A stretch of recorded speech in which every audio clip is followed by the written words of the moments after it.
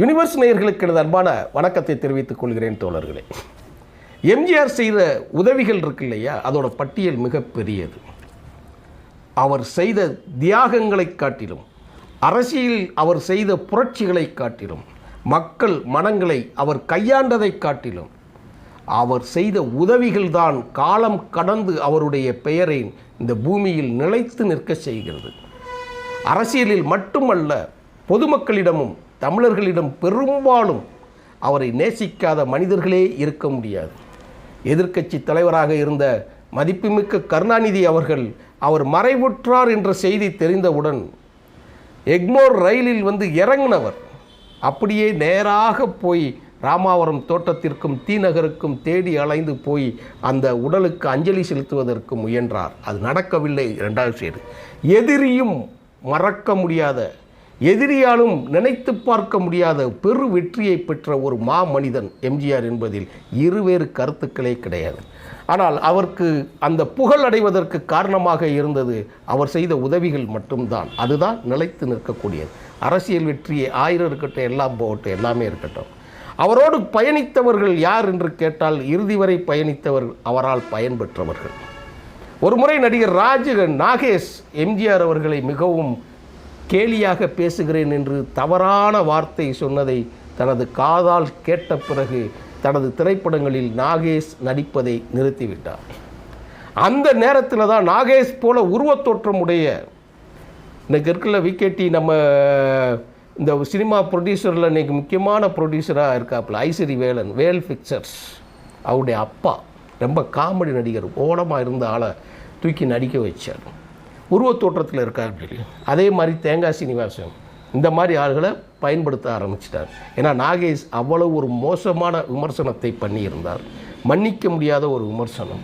கலைத்துறைக்குள் இருக்கக்கூடிய அந்த மேக்கப் விஷயங்களை அவர் தரக்குறைவாக பேசிய காரணத்தினால் அவர் கொஞ்சம் ஒதுக்கி வச்சிட்டார். நீ இளம் நடிகர்களிடம் நடித்து கொள்ளலாம் அப்படிங்கிறதுக்கான தனி காணொளி போட்டிருக்கிறேன், போய் பார்க்கலாம்.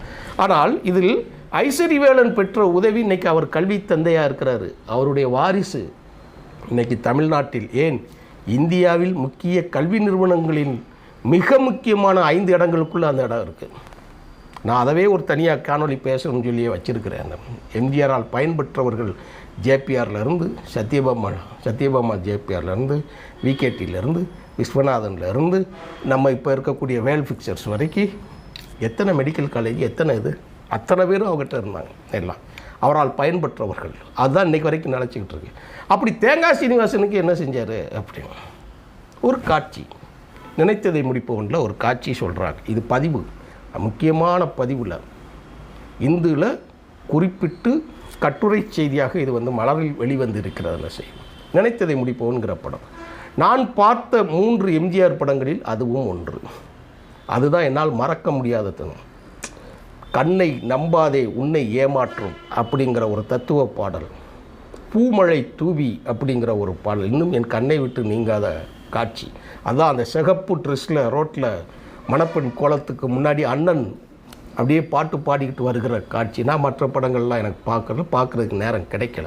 ஏன்னால் நான் வேறு ஒரு இயக்கத்தில் நான் பயணித்தவன். எம்ஜிஆர்னால எனக்கு துப்புரவு பிடிக்காது. மொத்தமே எம்ஜிஆரோட 3 படம் தான் பார்த்துருக்குறேன். என்று ஈழத்திற்கு சென்றேனோ, என்று மேதகு அவர்கள் தனது வீட்டின் முன்பு எம்ஜிஆர் அவர்களின் சிலையை வைத்திருந்த காட்சியை கண்டேனோ, அன்றிலிருந்து அவரை விமர்சனம் செய்வது. அதிமுக விமர்சனம் பண்ணுவோம், இன்றைக்கி இருக்கிறது மன்னிக்க முடியாத விமர்சனம் செய்வோம். ஆனால் எம்ஜிஆர் அவர்களை பேசுவதை அன்று முதல் விட்டுவிட்டேன். இது மறுமலர்ச்சி திமுகவின் பொதுச் செயலாளர் தலைவர் வைகோ அவர்களுடைய வாக்குமூலமும் அதுதான். எம்ஜிஆரை நினைத்தவர்கள் யாரும் விமர்சிக்க முடியாது. அப்படிப்பட்ட எம்ஜிஆர் திரைப்படத்தில் இருந்து நினைத்ததை முடிப்பு, என்ன டைட்டில் பாருங்களேன், அது மாதிரியே முடிஞ்சிருக்கு பாருங்கள். நினைத்ததை முடித்து விட்டார் அவர். அப்படி இருக்கக்கூடிய ஒரு நபர் அவர். ஒரு காட்சியில் வரும்போது நகைச்சுவை நடிகராக இருக்கக்கூடிய தேங்காய் சீனிவாசன் சுக்குமல்லி காப்பி விற்றுக்கிட்டு போவார். சுக்குமல்லி காப்பி மூக்கடைப்பு இருக்குது, தப்பாக எடுத்துக்கிட்டாங்க தோழர்களே, அதுதான் கொஞ்சம் டிஸ்டர்பாக இருக்குது. சுக்குமல்லி காப்பி விற்றுக்கிட்டு போவார். அப்போது ஏதுமற்ற ஒரு தோழராக எம்ஜிஆர் வருகிற போது ஒரு சுக்குமல்லி காப்பி குடிக்கிறார். அவர்கிட்ட காசு இருக்காது. பரவாயில்ல குடிப்பா அப்படின்னு சொல்லி கொடுத்துட்டு போயிடுறாரு. இப்போ அப்படியே காட்சி மாறுது. சுருக்கமாக சொல்கிறேன், காட்சி மாறுது. இன்னொரு எம்ஜிஆருக்காக வேடம் போடக்கூடிய இன்னொரு வேஷம் போட்டு இன்னொரு எம்ஜிஆர் வருவார். ஒரு பெரிய மாடி வீட்டில் இருப்பார். யார்? ரோட்டில் காசுக்கு இல்லாத எம்ஜிஆர் இப்போது மாடி வீட்டில் இருப்பார். நடிகை இல்லாதான் அவர்களோடு சேர்ந்து ஒரு வேஷம் போடணும், 2 போடும்போது. அப்போது அங்கேருந்து ஒரு காட்சி பார்க்குறாரு. காட்சி பார்த்த உடனே சுக்குமல்லி காப்பி அதே தேங்காய் சீனிவாசன் எடுத்துகிட்டு வர்றார். இப்போ அவர் வரார். வந்த உடனே அந்த சுக்குமல்லி தோசை இருக்கு இல்லையா, எம்ஜிஆர் கூப்பிட்றாரு, அந்த சுக்குமல்லி எனக்கு வாங்கி கொடுங்கன்னு சொன்ன உடனே சுக்குமல்லிக்கார மாடிக்கு வராப்புல தேங்காய் சீனிவாசன். அவருக்கு அடையாளம் தெரியல, ஏன்னா தெருவில் பார்த்த எம்ஜிஆர் இல்லையா, அடையாளம் தெரியல. ஆனால் ஒரு காப்பியை குடிச்சிட்டு 500 ரூபாய்க்கு செக்கு போட்டு கொடுங்க. 500ங்கிறது இன்றைக்கி 50,000க்கு சமம் அன்ற மதிப்பு. அந்த திரைப்பட காலத்தில் இருக்கக்கூடிய மதிப்பு 50,000ங்கிறது சமம். 500 ரூபாய்க்கு செக்கு போட்டு கொடுங்க அப்படிங்கிற. ஏன் 1 லட்சம் கூட சொல்லலாம், அவ்வளவு பெரிய தொகை. மொத்தம் ஒரு படத்துக்கு நடிக்கிறதுக்கு சம்பளமே 20,000 30,000 தான் வாங்குகிற காலகட்டங்கள் கதாநாயகர்களை. அப்படி இருக்கக்கூடிய சூழலில் 500 கொடுன்னொடனே என்ன எப்படி சொல்கிறீங்கன்னு சொன்ன உடனே அவர் வாங்கிக்கிட்டு இருப்பார். வாங்கிட்டு இருந்த உடனே அந்த 500 ரூபா செக்கை வாங்கின உடனே தேங்காய் சீனிவாசன் என்ன செய்வார் தெரியுமா, சுக்குமல்லி காப்பி டின்னை தூக்கி எரிஞ்சிருவாப்புல. 500 ரூபா காசு வந்துருச்சான், இனி இந்த தொழிலை விட்டு போட்டு நம்மாட்டிக்கு வேறு ஜாலியாக போயிடன உடனே. அப்போ உடனே எம்ஜிஆர் அப்படி பிடிச்சி சொல்லுவார், கையில் காசு வந்த உடனே பழசை மறந்துட்ட பற்றியா. அதுதான் சீன். ஒரு 500 ரூபா 500ங்கிறது இன்றைக்கி 50,000 தொகை, பெரிய தொகை அன்னைக்கு. ஆனால் இந்த சுக்குமல்லி காப்பி நீ ஒரு முறை எனக்கு இலவசமாக கொடுத்ததோட நன்றி கடனுக்காகத்தான் இந்த இதை நான் செய்கிறேன் அப்படிங்கிறது அதில் காட்சிக்கு உண்டான சீன். இப்போ அதை அப்படியே லைவில் எடுத்துகிட்டு போங்க. இது சினிமா சீன் கிடையாது, இது சினிமா சீன் இப்போ வரைக்கும் சொன்னது. இப்போ லைவில் எடுத்துகிட்டு போங்க. தேங்காய் சீனிவாசன் 900 படங்களுக்கு மேலே நடிச்சிட்டார். கையில் காசு. வயசாக ஆக சில கேரக்டர்கள் குறையும் இல்லையா, நடிக்க கூப்பிட்றவங்க கொஞ்சம் குறையும் இல்லையா. தான் நினைத்த ஒரு வேடத்தை போடுவதற்கு அவங்களுக்கு ஒரு ஆசை இருக்கும்ல.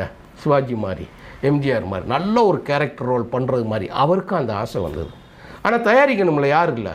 அப்படி ஒரு கதையை எடுத்துட்டு அதில் சிவாஜி கணேசனுக்கு இணை ரோலாக தான் நடிக்க ஆசைப்பட்டு எடுத்தது தான் கிருஷ்ணன் வந்தான். 1965 படம் எடுக்கிறார்.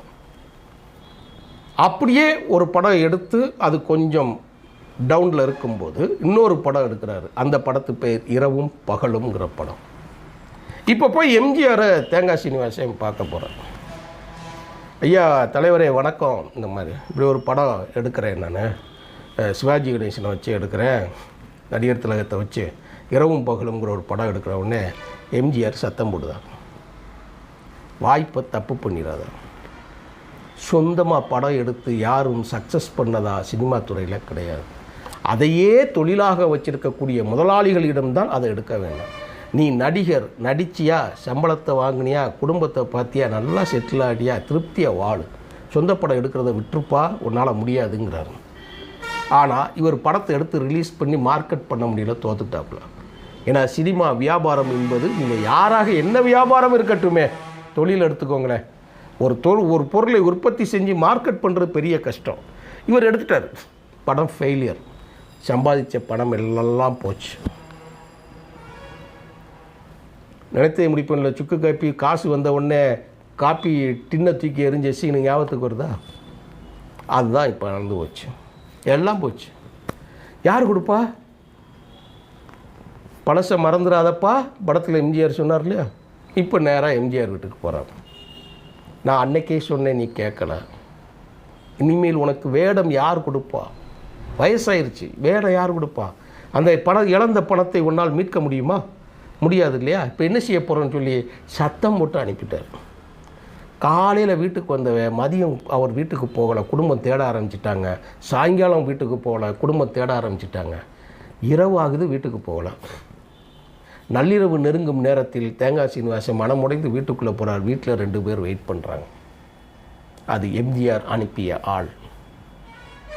அவர்கிட்ட போய் பணம் கொடுக்குறாங்க. இந்தாங்க தலைவர் கொடுக்க சொன்னாங்கன்னு சொன்னேன்.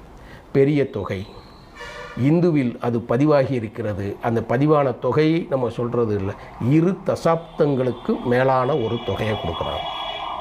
அவரால் நினச்சி கூட பார்க்க முடியாத தொகை. 2 படங்களும் ஒட்டுமொத்த தயாரித்த காசையும் அப்படியே வந்து கொடுத்துட்டு போயிட்டார். இதிலிருந்து நீ தப்பிச்சுக்கோன்னு சொல்லி மறுநாள் காலை போய் எம்ஜிஆர் இல்லத்திற்கு சென்று எம்ஜிஆரை கண்டு காலை பிடிச்சி நன்றியை சொல்லிட்டு வந்தார் தேங்காய் சீனிவாசன். அவருக்கு சாகிற வரைக்கும் மறப்பாங்களா? தான் கூட இருந்தவர் எப்போ திராவிட முன்னேற்றக் கழகத்திலிருந்து பேரறிஞர் அண்ணா மறைந்ததற்கு பிறகு, கருணாநிதி முதலமைச்சரான பிறகு முதல் வேலை எம்ஜிஆரை கட்சியை விட்டு தூக்குறதா. ஏன்னா எம்ஜிஆர் தானே ஒரு காரணமாக இருந்தார். அப்பொழுது எம்ஜிஆரை தாங்கி பிடித்தவர்கள் கூட நடித்த கதாநாயகர்கள் இல்லை, காமெடி நடிகர்கள். இந்த தேங்காய் சீனிவாசன் மேடை மேடையாக பிரச்சாரம் பண்ணினார், இரவும் பகலும் பிரச்சாரம் பண்ணினார். படம் முழுவதும் தன் வாழ்நாள் முழுவதும் எம்ஜிஆர் கூடவே இருந்து அந்த நன்றி கடனை தீர்த்தார் தேங்காய் சீனிவாசன். என்ன சீனிவாசன் தானே பேர், தேங்காய்னு என்ன வந்துச்சு? தேங்காய்க்கு என்ன காரணம்? ஒன்றுமே கிடையாது. அவர் நாடகங்களில் நடிக்கும்போது, திரைப்படத்தில் நடிக்கும்போது, அந்த நாடகத்துறையிலிருந்து திரைப்படத்துக்கு வரும்போது கல் மனம் என்கின்ற திரைப்படத்தில் தேங்காய் விற்கிறவராக வந்திருக்கிறார். அந்த கேரக்டர் ஃபுல்லாக சக்ஸஸ் ஆயிடுச்சு. அதனால் அதிலிருந்து தேங்காய் சீனிவாசன் ஆயிடுச்சு. ஆனால் கடைசியில் வாழும் வரை நன்றி மறக்காத மனிதராகவும், தான் இழந்த பணத்தை எல்லாம் மீட்டு கொடுத்த மகத்தான மனிதன் எம்ஜிஆருக்காகவும் தனது வாழ்க்கையை ஒப்படைத்து மறைந்து போனவர் தேங்காய் சீனிவாசன். நல்ல கலைஞர் அதெல்லாம்.